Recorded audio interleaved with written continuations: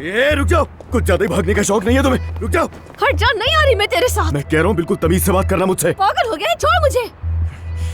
बड़े भाई को पागल कहती तमीज नहीं है तुम्हें? छोड़ो मुझे, छोड़ो मुझे, नीचे उतारो। ये क्या कर रहे हो? छोड़ो मुझे, छोड़ो। अब तुम्हारी क्लास लेता हूँ मैं जरा।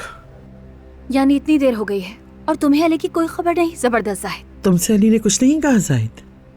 अल्लाह जानता है मेरी बात नहीं हुई। अगर आप लोग इतना परेशान हैं तो मुझसे पूछने के बजाय खुद अली को कॉल कर लेना। मैं कह रही हूँ छोड़ो मुझे। ये क्या हो रहा है?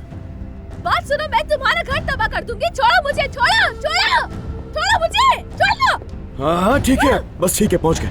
हाँ, चलो देखो घर, घर ये भी तुम्हारा घर है। चलो तोड़ फोड़ करो।